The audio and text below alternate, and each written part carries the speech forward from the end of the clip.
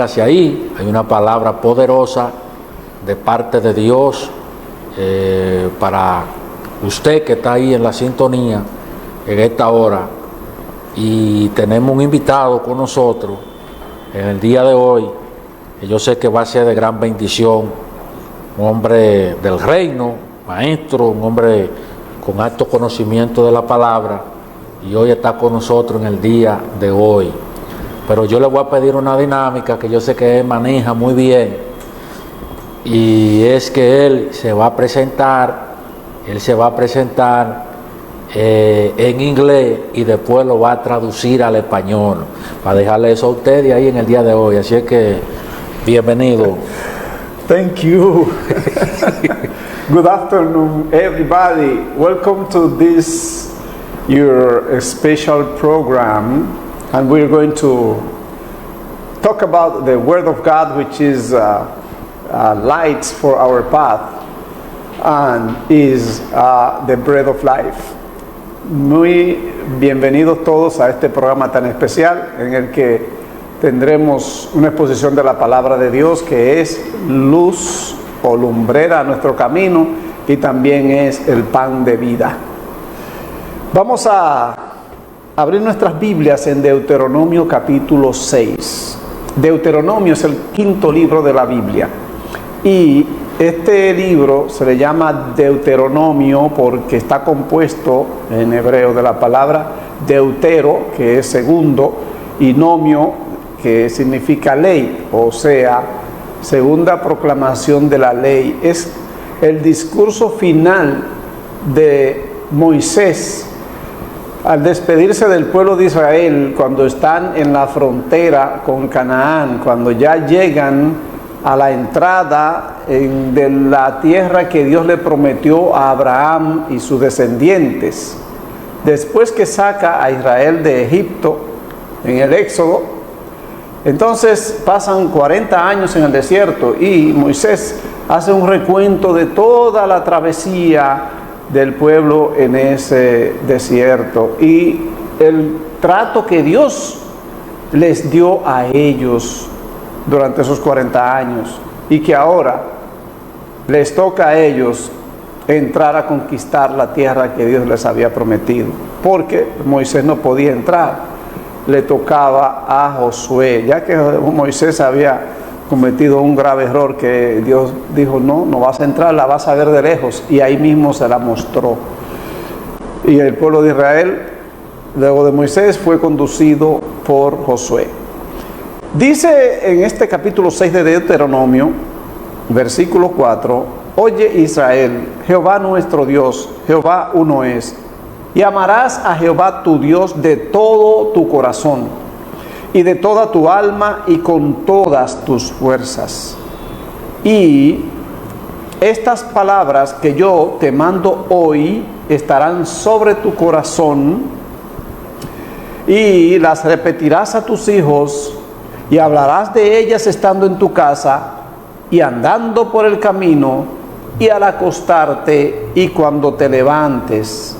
Y dice el verso 8: y las atarás como una señal en tu mano, y estarán como frontales entre tus ojos, y las escribirás en los postes de tu casa y en tus puertas. El mandato a Israel era: primero, estas palabras que yo te doy, primero ama a Dios de todo tu corazón. Tienes que amarlo. Digo, si es que tú quieres que Él sea tu Dios y quieres sus bendiciones, si quieres que todo el tiempo Él te provea todo lo que te prometió, que cumpla sus promesas. Tú primero. Luego, estas palabras que tú vives, se las repetirás a tus hijos. Estamos viviendo en una generación de la que mucha gente vive quejándose. O sea, generalmente vivimos diciendo que esta sociedad no sirve, que esto es un desastre, que ya no tenemos esperanza, que esta niñez, que esta juventud está perdida. Ciertamente usted sale a la calle y encuentra mucho desastre en la juventud, y usted cuando mira para atrás en los años que se crió ve la gran diferencia totalmente diferente, entonces se comienza a quejarse de la falta de educación, de la falta de principios, de valores, de delicadeza, de decencia, de muchas cosas más. Inclusive lo ve usted reflejado en el mundo del entretenimiento, cuánto desborde, qué desenfrenos encontramos en esa juventud que hoy está dominando la música. Y usted se remonta a los tiempos antiguos, cuando usted era niño, cuando era adolescente, cuando era joven, y hace un contraste, nota la diferencia, se queja de lo que está aconteciendo hoy en día. Vemos cómo niños se erigen como si fueran los padres de sus padres. Hay una desobediencia tremenda. Pero a usted le tocó una época en la que ser hijo era una total sumisión, un sometimiento a los adultos, porque no solamente eran los padres, sino que también había un acuerdo, había una armonía en toda la sociedad, en que sus padres le podían corregir, y también el vecino y la familia extendida, los tíos, los abuelos, los primos mayores, los hermanos mayores, toda una sociedad concatenada, coordinada, para mantener esa disciplina que había, que procuraba el bienestar de la familia y procuraba que el niño anduviera derecho. Y se enseñaba el respeto a los mayores, respeto total. Y había un sistema de crianza al que había que estar sometido. Y a ti que eres cristiano o cristiana, que tienes un hogar y que quieres que tus hijos anden derecho, tú te preguntas, ¿qué voy a hacer? ¿Y cómo voy a criar a mis hijos en este mundo que le influye tanto y que tiene una fuerza tan devastadora, que hasta miedo nos da de llevarlos a la escuela, de llevarlos a pasear, o de que se relacionen con otros de su edad o mayores que ellos? Nos da miedo. Pero la palabra de Dios nos da la promesa de que Dios cuida a los suyos. Ahora, tú tienes una responsabilidad. Y yo pienso que es importante que esa pareja, que es una pareja de novios, que está planificando casarse un día, que está planificando formar un hogar y tener hijos, y tener un hogar exitoso, una familia exitosa, en donde todos vivan en armonía y que caminen por un sendero derecho. Y tú quieres que esa familia que ustedes van a formar viva por la palabra de Dios. Pero siempre suena la alarma, la campanita que te dice ¡ting! Cuidado, acuérdate que cuando ellos nazcan, esos hijos van a estar rodeados de un mundo que cada día se ve más perdido. Pero yo te digo a ti que estás planificando formar un hogar, así como tú planificas, fíjate, es tan básico la planificación de esa boda. Esa pareja está muy ilusionada, la familia, los amigos, los relacionados están muy ilusionados con ese día y siempre se pregunta, ¿cuándo es la boda? Porque el enfoque grande es esa noche tan especial, que solamente ocurre una vez en la vida. Claro, aquellos que se han casado 2 o 3 veces, pero la primera vez es una sola vez en la vida. Y se procura que sea un acontecimiento muy especial, inolvidable, extraordinario para la pareja y para todos los involucrados, dígase familiares, amigos, relacionados, invitados a esa boda.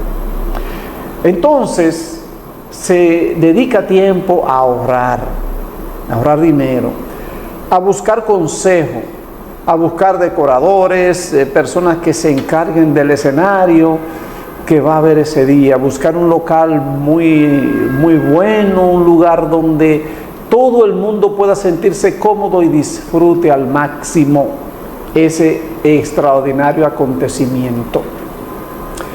Se piensa tanto y se planifica ese vestido de novia, el traje del novio, toda la decoración, una combinación total de colores y de todo. Eso es una cosa que se dedica tiempo y una energía tan grande, porque es el acontecimiento especial de esa pareja. Y eso lo admiramos muy bien, porque las cosas buenas se planifican, se toman tiempo, se planifican, se le dedica dinero también. Ahora yo quisiera llamar la atención a algo que pasamos por alto todo el tiempo. Esa pareja la pasa por alto, esa situación. Y es que también con esa energía con que se planifica esa noche de boda, también se debe planificar el sistema de crianza que se ha de llevar a los hijos. Y preguntarse qué clase de hijos queremos tener. Así como tú te preguntas, o ustedes se preguntan, qué clase de boda queremos tener esa noche, de manera que todo el mundo disfrute. ¿Qué clase de hijos vamos a tener de manera que todo el mundo lo disfrute? ¿Qué clase? Y que nosotros nos sintamos satisfechos de haber tenido esos hijos. ¿Qué sistema de crianza vamos a llevar?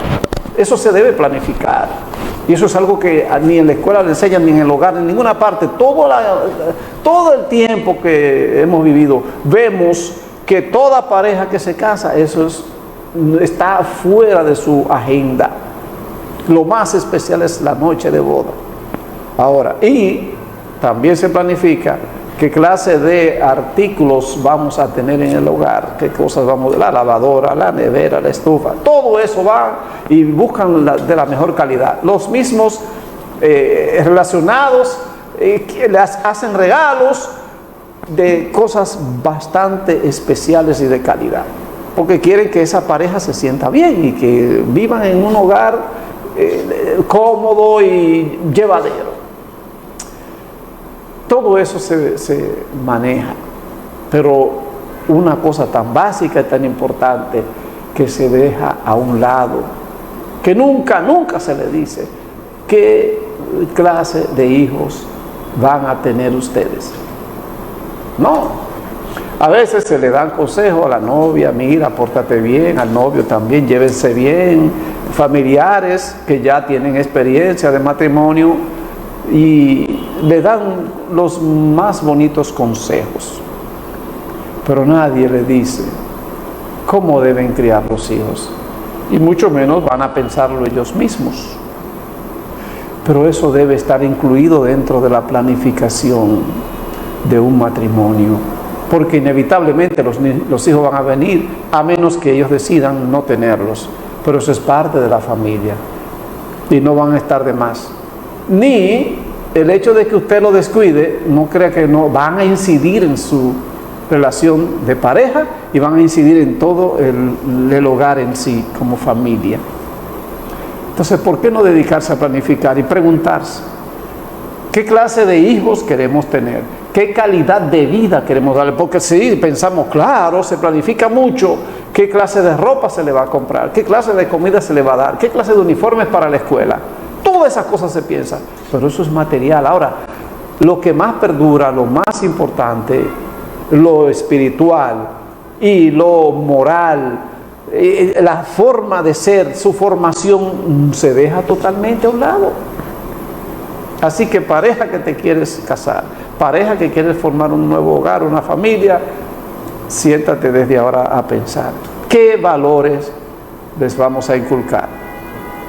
Pero antes de pensar en qué valores le vamos a dar, lo primero que hay que pensar es qué clase de relación vamos a tener tú y yo como pareja, porque de acuerdo a cómo se comporten ustedes, así mismo van a transmitirles a sus hijos. Los hijos no van a hacer lo que ustedes les digan, nada más. Va a ser muy difícil que lo hagan. Lo primero que los hijos van a hacer es lo que vean en ustedes. Los hijos se van a tratar como hermanos de acuerdo como tú con tu pareja te lleves. Si hay dificultad en tu relación de pareja, va a haber dificultad en el trato que tú le puedas, o en la forma en que te lleves con los hijos y la forma en que ellos se lleven entre sí. Inculcar buenos valores. Hay un texto muy valioso y que muchas veces se cita: instruye al niño en el camino correcto, o al niño en su camino, y aun cuando fuere viejo, y como dice en esta versión, aún en su vejez no lo abandonará.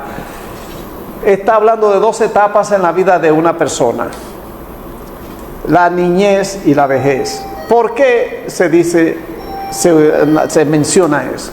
Porque de acuerdo como tú lo críes, de acuerdo como lleves su niñez, así llegará a viejo o no.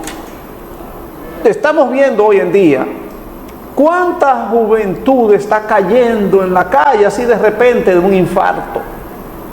Y nos preguntamos, pero la tradición es que generalmente las personas de edad avanzada son los que les da problemas de corazón, un ataque cerebral, un ataque al corazón, una taquicardia. Esas son cosas de la vejez. No, ya hay jóvenes, 15 años, 18, 20 años, que caen fácilmente de un infarto cardíaco o cerebral.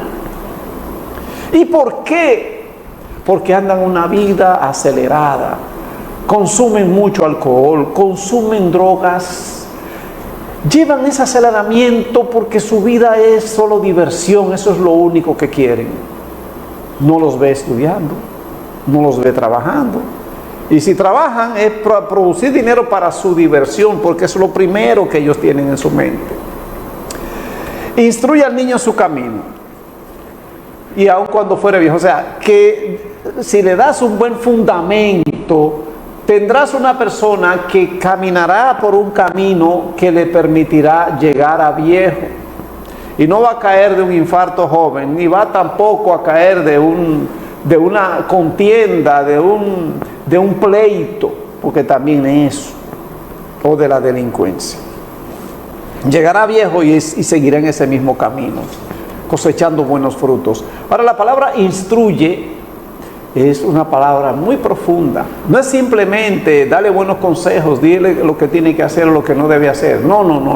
Esa palabra instruye significa entrénalo, capacítalo, prepáralo, habilítalo, créale destrezas, disciplínalo. Esa palabra incluye todo ese proceso. Enseñar, hablarle. La primera escuela es el hogar. Del hogar debe ir a su segundo hogar, que es la escuela. En el hogar debe aprender todo lo que necesita ese niño, esa niña, para vivir su vida. En el hogar tiene que recibir toda la instrucción, todo el entrenamiento. Mira, así como se entrena un atleta, un deportista, así como se entrena un militar para ir a la guerra, así como se entrena un profesional, uno que está estudiando para una profesión, así mismo se entrena a un niño en el hogar. Instruye al niño en su camino. Ese camino, cada niño tiene un camino o un sendero que debe transitar, y tú eres el encargado, la encargada de trazarlo.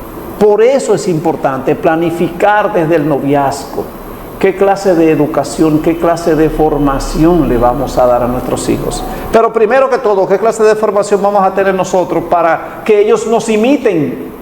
¿Qué clase de relación vamos a tener para que también ellos copien de nosotros esa relación, y así entre sí nuestros hijos se lleven bien? Tiene que hacer una lista de valores. Valores como la responsabilidad, la diligencia, el estudio, el trabajo, la resiliencia, la amabilidad, el agradecimiento, etcétera, etcétera. Todas esas cosas bonitas que queremos ver en una persona.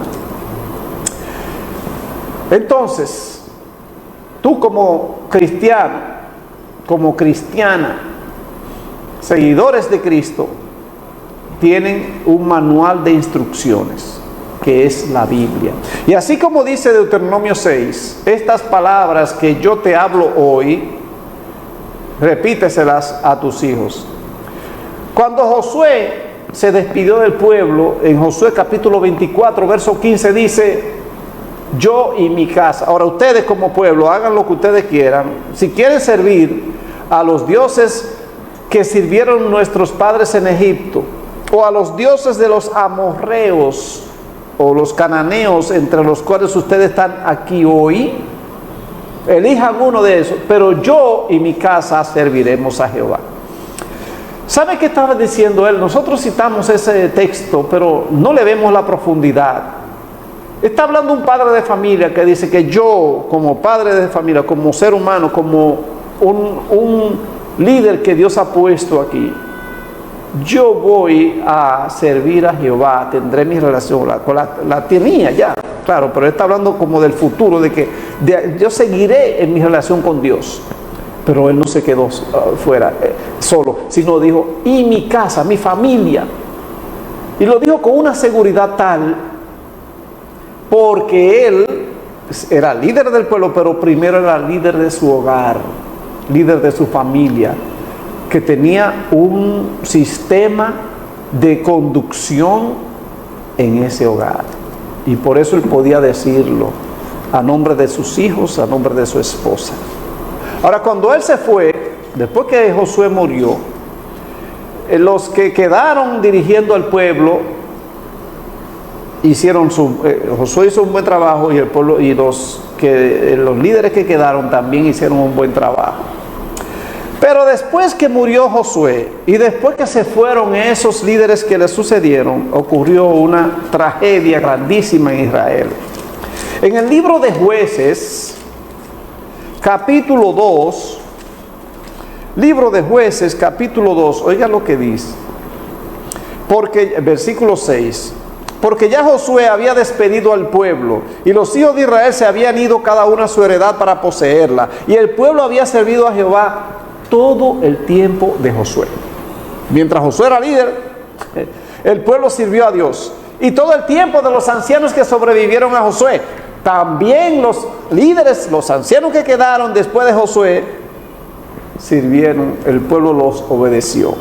Esos de ese tiempo habían visto las grandes obras de Jehová que él había hecho por Israel. Vivieron las maravillas, los milagros y la protección que Dios había obrado en ellos. Verso 8 toma un giro diferente, muy contrario. Dice, pero, ese pero dice, lamentablemente, murió Josué hijo de Nun, siervo de Jehová, siendo de 110 años, lo sepultaron, y vemos el versículo 10. Toda aquella generación fue reunida a sus padres, y se levantó después de ellos otra generación que no conocía a Jehová, ni la obra que él había hecho por Israel. ¿Saben qué significa eso? Yo soy un buen padre, yo sirvo a Dios, toda mi familia está sometida a mí, pero yo no le transmito a mi familia o a mis hijos, no les transmito los mismos valores que yo tengo. Mis hijos no me ven en esa relación con Dios. Mis hijos no conocen mi testimonio, lo que Dios ha hecho en mi vida. Y por eso andan por ahí, manga por hombro, y cuando yo me muera, cogerán otro rumbo totalmente diferente al que yo anhelaba. Miren bien el verso 10, Jueces 2:10, surgió una nueva generación que no conocía a Dios, ni los hechos, ni las obras que él había hecho por Israel, porque los que experimentaron a Dios no se encargaron de transmitirle, de contarles a ellos quién era Dios y qué él había hecho por ellos. Y eso me pone a pensar en lo que veo hoy en día. Padres que fueron criados a la manera antigua, con mucha disciplina y correctamente, pero que se enfocaron en sufrimientos que tuvieron, en traumas que tuvieron en esa crianza. Y dicen que no quieren que sus hijos pasen por la misma experiencia, no quieren que sus hijos sufran como ellos sufrieron. Pero si tú eres padre que pasaste por esa experiencia, tú la edad que tienes se la debes a esa forma en que te criaron. No estés enfocado solamente en aquellas cosas negativas o que tú crees que son negativas, pero cuando tú haces un análisis profundo y bien claro y lo analizas bien, te das cuenta que hubo muchas cosas que a ti te parecieron mal en ese momento, pero que sirvieron para tu bien y que lo que querían tus padres era lo mejor para ti. Que muchas veces te impidieron, te restringieron de cosas que tú anhelabas, pero que te libraron de un mal que podía venir por ahí. ¿Cuántas veces no te sucedió a ti que viviste en el campo y que se armaba un grupito para ir al río y tú le decías a tu mamá o a tu papá, yo quiero ir al río, ¿con quién tú vas? Lo primero que preguntaban era, ¿con quién tú vas? ¿Quiénes van ahí? Ah, ahí está fulanito. No, usted no va. Ay, qué dolor. Porque tú vas a gozar, tú quieres disfrutar con tus amiguitos, con tus vecinos. Qué dolor. Y eso te marcó. Que yo quiero ir a una fiesta. ¿Con quién? ¿De dónde? ¿Y qué va a haber? No vas. Que hay que ir a hacer una tarea en la casa de fulanito porque es un grupito que nos mandaron a hacer. No, dígale a ellos que vengan a su casa, aquí a tu casa. ¿Y sabes por qué te lo prohibían? Porque tus padres sabían que había algo que iba a suceder negativo y tú sabes qué pasaba después. ¿Cuántas veces no sucedió? Que ese grupo que se fue al río, regresó uno herido o muerto, ahogado. Hubo un problema. ¿Y qué te decía tu mamá o tu papá que te lo prohibió? ¿Te acuerdas que te dije que no? ¿Ves por qué te lo dije? ¿Cuántas veces no sucedió eso? Ah, no, pero solo te acuerdas del no que te dijeron. Pero esos no fueron para tu beneficio. ¿Quién sabe si eras tú el que venía ahogado de ese río? Amén.